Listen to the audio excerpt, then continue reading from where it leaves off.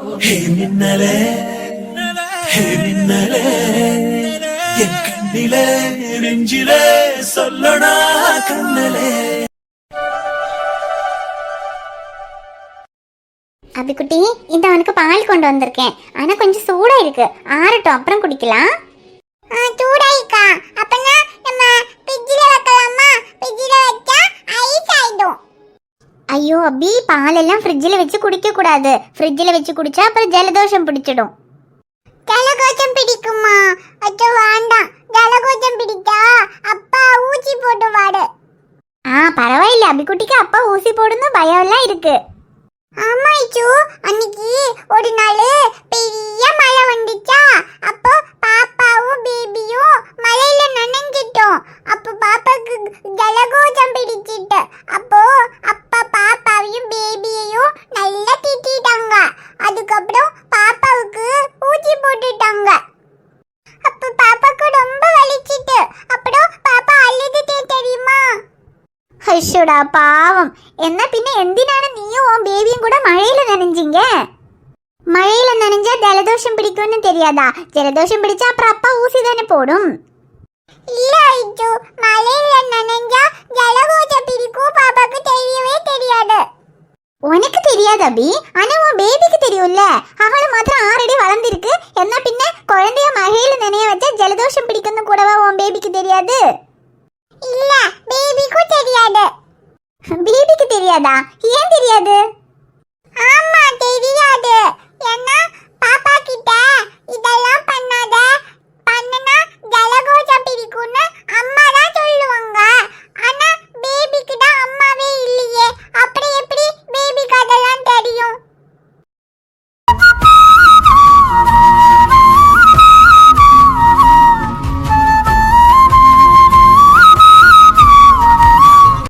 சரி அபி, பால் ரொம்ப சூடா இருக்கு. இருங்க, வேறொரு கிளாஸ் எடுத்துட்டு வந்து ஆத்தி கொடுக்கறேன். சரி ஐயோ. குட்டி தம்பி, ஐயோ பால் கொண்டு வந்திருக்கா. பாப்பாக்கு தான் பால். உனக்கு வேணுமா? உனக்கு வேணுமா? இது ஐயோ நமக்கு ஆட வச்சு தருவா.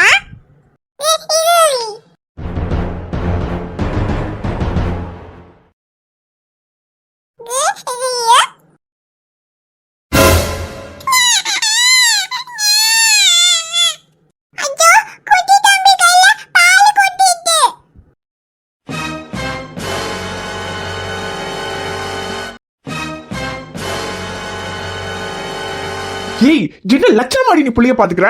பச்சை புள்ள கையில பால் கொட்டி இருக்கு. அது வரைக்கும் நீ வீட்டுல என்னடி கிழிச்சிட்டு இருந்த? வாய மூடு. இல்லனாலே உனக்கு குழந்தை விஷயத்துல எதுலயுமே கவனம் இல்ல. அபி விஷயத்துலதான் எதையுமே கண்டுக்காம எல்லாத்தையும் பண்ணடின்னு சொன்னா இல்ல அவன் பாத்துக்குவான்னு அவளை அவன்கிட்டயே விட்டுட்ட. அப்ப இவனையாவது பாத்துக்குவான்னு பார்த்தா இவனையும் பாத்துக்காம அப்படி என்னடி உனக்கு வீட்டுல வெட்டி முறிக்கிற வேலை? ஐயோ மாப்பிள்ளை, கையில கண்ண திட்டாதீவா மாப்பிள்ளை. பச்சை புள்ள கையில பால் கொட்டி இருக்கு. யாராவது கவனிக்காம வேணும்னே பச்சை புள்ள கையில பால் கொட்ட விடுவாங்களா? தெரியாம நடந்து போயிருக்கு மாப்பிள்ளை. அதுக்கு எதுக்கு பாவம் சைலவ இப்படி திட்றீங்க? உங்களை விட பெத்த புள்ள கையில பால் கொட்டி இருக்குன்னு போது அவளுக்கு எவ்வளவு கஷ்டமா இருக்கும். நீங்க கொஞ்சம் சும்மா இருக்க மாச்சி. எதுக்கு எடுத்தாலும் அவளுக்கு வக்காலத்து வாங்கிட்டு வந்துருங்க. ஆமா கஷ்டம், அவளுக்கு என்ன கஷ்டம்? இல்ல கஷ்டப்படட்டும். பெத்த புள்ளைய கவனிக்காம விட்டா அப்புறம் கஷ்டப்படாம என்ன பண்றது? இல்ல அவ கஷ்டப்பட்டா பரவாயில்ல, பச்சை புள்ள கையில பால் கொட்டி அந்த குழந்தை கஷ்டப்படுதே, அதுக்கு யாரு பதில் சொல்வா? சொல்லுடி, குழந்தை கையில பால் கொட்டுற வரைக்கும் அப்படி நீ என்னடி பண்ணிட்டு இருந்த? ஐயோ சேட்டா, அண்ணிய திட்டாத. அன்னைக்கு எதுவும் தெரியாது. அபியும் அகிலியும் என்கிட்ட விட்டுட்டு அண்ணியும் அம்மாச்சியும் கூட மார்க்கெட்டுக்கு போயிருந்தாங்க. குழந்தைங்களை நான் தான் பாத்துட்டு இருந்தேன். அதான் வாங்கிட்ட அவங்கிட்ட இப்படி பிள்ளைங்களை யாருக்கிட்டையாவது கொடுத்துட்டு போறதுதானே இவளுக்கு வேலை. இல்ல இப்படி பச்சை புள்ளிய உங்ககிட்ட விட்டுட்டு மார்க்கெட்டுக்கு போற அளவுக்கு அப்படி என்ன இவளுக்கு அவசரம்? ஏதாவது வேணும்னா என்கிட்ட சொன்னா நான் வாங்கிட்டு வர மாட்டேனா?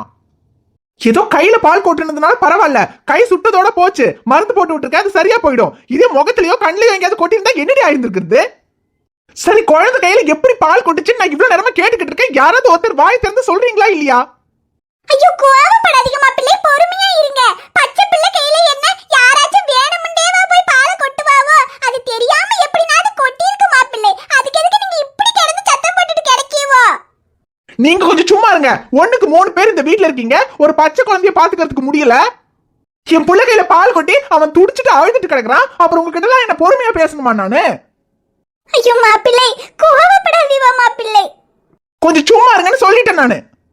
குழந்தை கையில எப்படி பால் கொட்டுச்சுன்னு சொல்ல மாட்டேன்டி. அபி நீ சொல்லு, தம்பி கையில எப்படி பால் கொட்டுச்சு? அபி சொல்லுன்னு சொன்னேன். நீ தம்பியோட தானே இருந்த, அவன் கையில எப்படி பால் கொட்டுச்சுன்னு சொல்லு.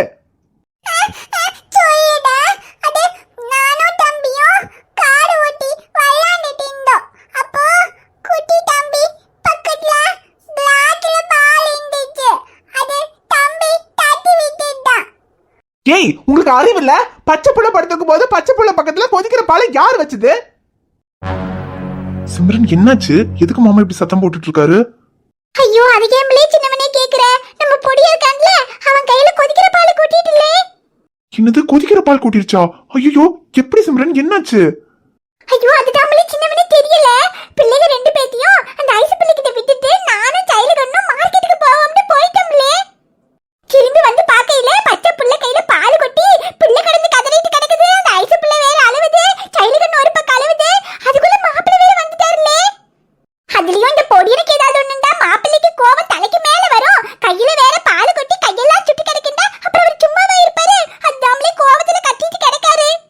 ஐயோ இல்லனாலே மாப்பிள்ளை அந்த பொடியன் விஷயத்துல கையில கண்ண திட்டிக்கிட்டே தான் கிடப்பாரு. இதுல வேற பையன் கையில பால் கொட்டி கையை சுட்டு புட்டுண்டா, அவர் சும்மா இருப்பாரா? இனி கையில கண்ண என்னெல்லாம் சொல்ல போறாரு தெரியல சின்னவனே. இப்ப யாராவது சொல்ல போறீங்களா இல்லையா? பச்சை புள்ள பக்கத்துல கொதிக்கிற பாலை வச்சது யாரு? நான் தான்.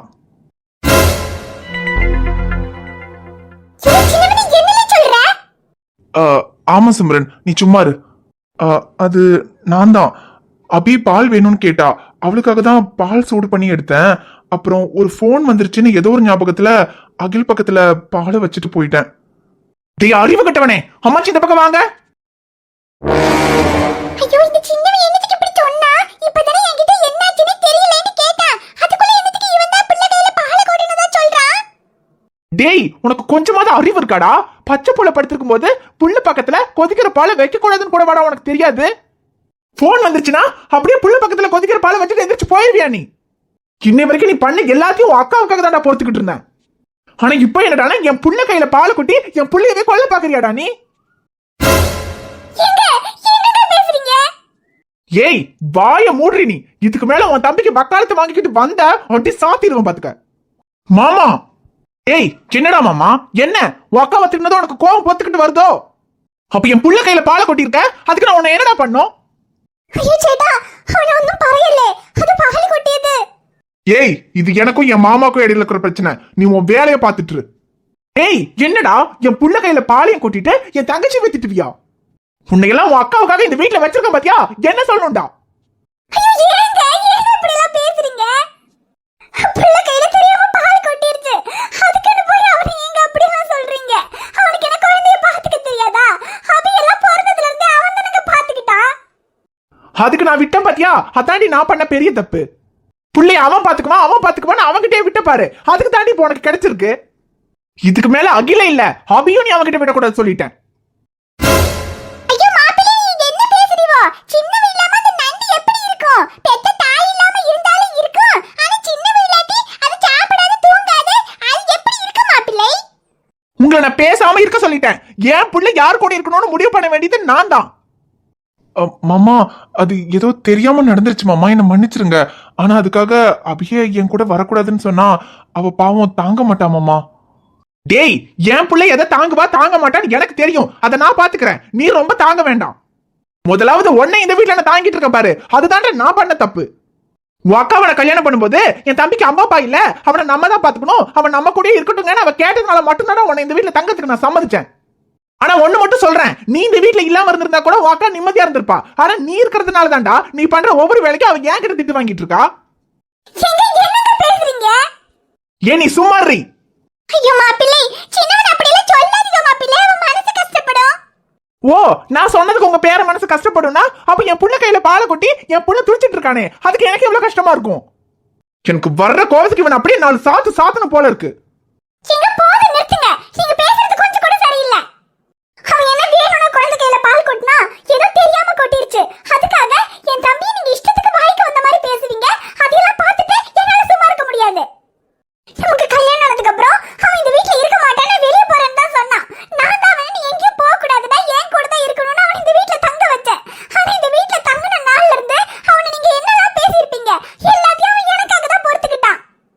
ஏய், அப்படியெல்லாம் உனக்கு யாரும் பொறுத்துக்கிட்டு இந்த வீட்டுல இருக்க வேண்டிய அவசியம் இல்ல. அவ்வளவு ரோஷம் இருந்தா இந்த வீட்டை விட்டு வெளியே போக சொல்றீங்க உன் தம்பிய. என்ன சொன்னீங்க? என் தம்பி வீட்டை விட்டு வெளியே போணுமா? என் தம்பி வீட்டை விட்டு வெளியே போயிட்டா நான் மட்டும் இந்த வீட்ல இருப்பேன்னு நினைக்கிறீங்களா? போ, உன் தம்பி இல்லனா நீ இந்த வீட்ல இருக்க மாட்டியா? வேணண்டி, அப்பனா அக்கா உன் தம்பி ரெண்டு பேரும் சேர்ந்து வெளியே போங்க. ஐயோ மாப்பிள்ளை, என்ன பேசுறீவோ? என் பேரனி பேத்தி வெளியே போக சொல்றீவோ? அப்ப நான் மட்டும் எப்படி இந்த வீட்ல இருப்பேன்? நானும் போறேன். சிம்ரன், நீ கொஞ்சம் சும்மா இரு. மாமா, உங்களுக்கு கோவம் ஏன் மேல தானே? நான் வீட்டை விட்டு வெளியே போறேன். அக்காவை எதுவும் சொல்லாதீங்க. நீ என்னடா சொல்ற? அக்கா நீ சும்மா இரு. நான் போறேன். தேவையில்லாம இந்த வீட்டுல என்னால பிரச்சனை வேண்டாம்.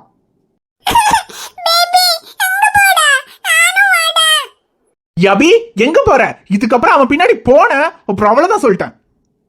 டேய், அவர்தான் ஏதோ கோவத்துல பேசுறான்னா நீ என்னடா யோசிக்காம வீட்டை விட்டு போறேன்னு சொல்ற? டேய், என்ன கூட விடுறா? நீ இல்லனா அது எப்படிடா இருப்பா? ஏ ஷைலோ, அப்ப இவ்வளவு நேரம் நான் சொன்னது உனக்கு புரியலையாடி? இங்க பாரு, அபிக்கு நீ நானும் தான் அம்மா அப்பா, அவன் கிடையாது. அக்கா நீ கொஞ்சம் சும்மா இருக்கா? எனக்காக பேசி நீ திட்டு வாங்காத. உன் அக்கா திட்டு வாங்க கூடாதுன்னா முதல்ல நீ இந்த வீட்டை விட்டு வெளியே போடா. நான் போயிடுறேன் மாமா. டேய், வேணாம்டா, போகாத. பேபி, போகாத பேபி. நானும் வரேன். அபி, அழாத அபி. பேபி, என்னை கூட்டிட்டு போ. என்னை விட்டு போகாத. இல்ல அபி, நீ அழாத. நான் உன்னை விட்டெல்லாம் எங்கேயும் போல. நான் சொன்னல கொஞ்சம் வெளியே போறேன், இப்ப வந்துருவேன்னு. நான் போயிட்டு வந்துடுறேன்.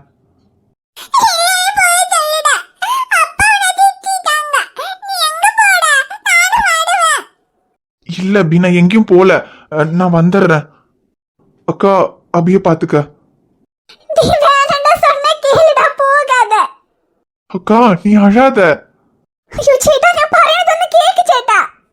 அக்கா அபிய பாத்துக்க, நான் வரேன். உறங்கும் போதும் இவனின் கவனம் உறங்கி போகாது. கனவில் கூட காவல் செய்யும் கடமை மறவாது. உலகமே இவளென இவன் வாழும் அழகை பாரடா. மகள் என வளர்க்கிறான் இவன் உயரம் குறைந்த தாயடா. இவனின் அன்பை அளந்திட எந்த மொழியும் போதாது. இவன் அண்ணன் பாதி தந்தை மீதி ஆனானே ஆனானே.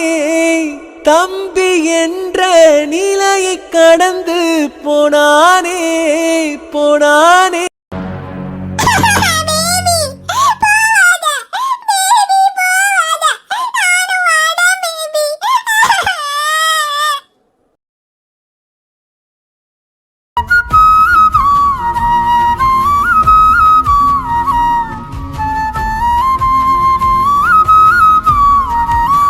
அபி, நான் இல்லாம நீ இருக்க மாட்டேன்னு எனக்கு தெரியும்.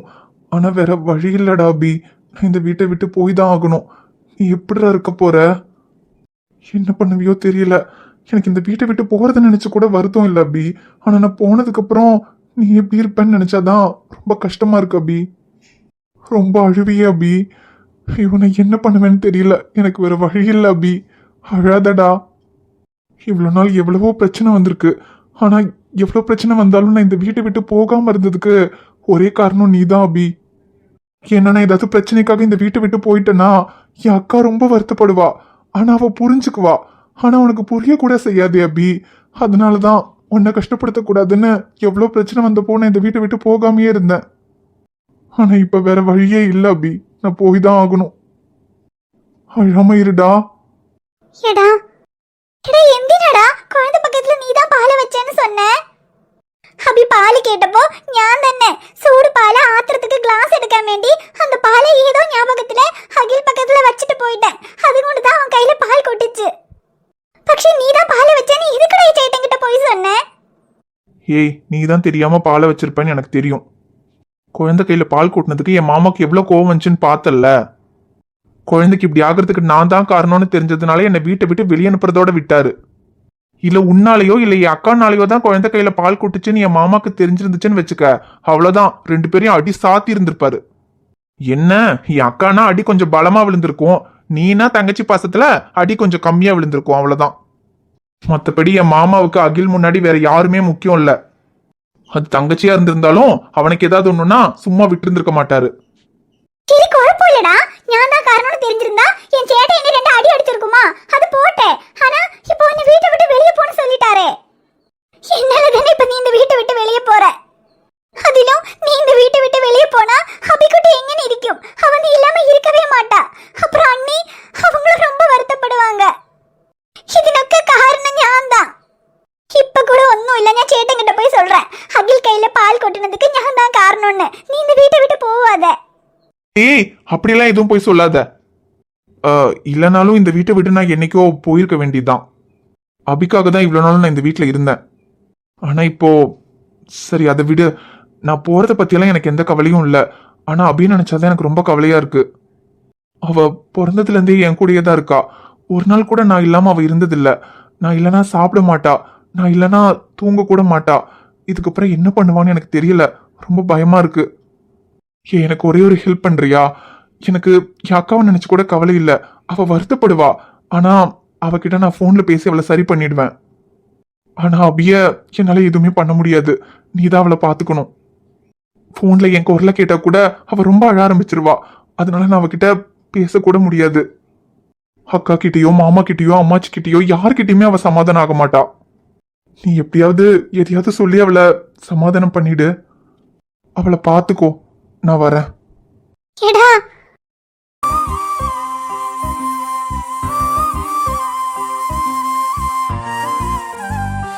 ஹாய் ஃப்ரெண்ட்ஸ், எல்லாரும் எப்படி இருக்கீங்க? நிச்சயமா நலமா இருப்பீங்கன்னு நம்புறோம்.